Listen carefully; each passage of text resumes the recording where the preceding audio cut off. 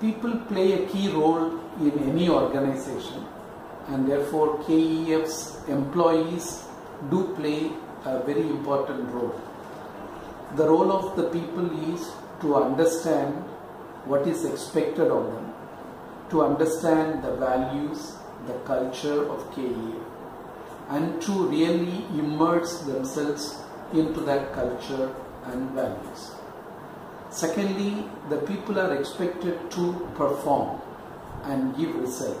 Each one has a key result area which they are supposed to achieve. Each employee has been agreed to get their plan ready at the beginning of the year, and they, together with the plan and with the support of their supervisors and with the skills that they already possess, strive hard to achieve the goal that they are expected to. Therefore, performance management plays a very vital role in KEF. Each one has a role to play and a goal to achieve. I have been associated with Kotak organization for 20 years plus, where I was thinking that there are a lot of issues in India and in Bombay. I was fortunate to read a book of Amartya Sen at that point of time, which spoke of the 4 biggest evils of India is education or lack of education, lack of medical health care, lack of infrastructure, and absolute poverty or relative poverty. And I wanted to do something around that. So on this basis, I had a discussion with Mr. Uday Kotak, who agreed to fund and form a foundation where we will be working for the poor people and we will be working for the education public. I very firmly believe that through proper education, you would be able to break through the poverty that large number of people in India and in Bombay are suffering from. In addition to Amartya Sen's 4 big evils, we have discovered another area. I call it generational disadvantage. Poor people's children continue to be poor and their children continue to be poor, and the only way they can cut through a generational disadvantage is through education. So in 2006, we started thinking of that we have to do something for the poor people. But what is that something? We were not clear.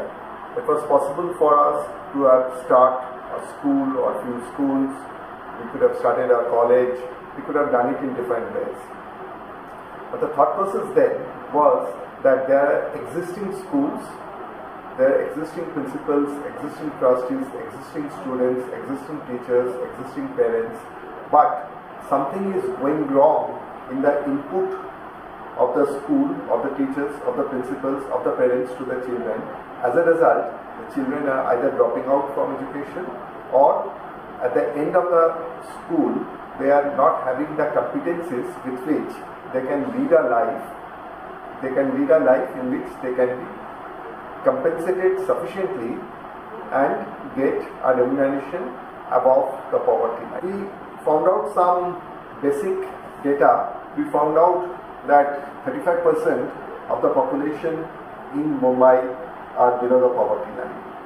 Mumbai has got about 1 crore 50 lakh people, 150 lakh people, and 50 lakh of them are below the poverty line, which means 10 lakh families if you consider that there are 5 members in one family. They are living a life which is beyond imagination. They are staying in a small house of 10 by 10 square feet. There are anywhere between 4 members to 10 members staying in that house. They do not have access to private water. They do not have access to private sanitation. When it's raining, the water is coming in through the roof terrace and the gutter water is going inside the house. They are not having adequate calories. As a result, they suffer from malnutrition. They suffer from huge amount of diseases like TB, cancer and other diseases which are caused by either pollution or lack of food or lack of proper hygiene. The good thing about these people is that they are putting most of their children in their school. They have realized that education is important and they are putting the child in their school. The bad thing is that the child is dropping out from the school reasonably early for a variety of reasons. Some because children are not able to cope up with studies. Some children do not like to study and they would rather move around. A lot of them are being pushed away from education because of economic reasons. A lot of them are being pushed away because of gender bias, so girls have to stay at home and boys can continue with studies. A lot of them have to take care of household jobs and as a result they are not able to continue with studies. The difference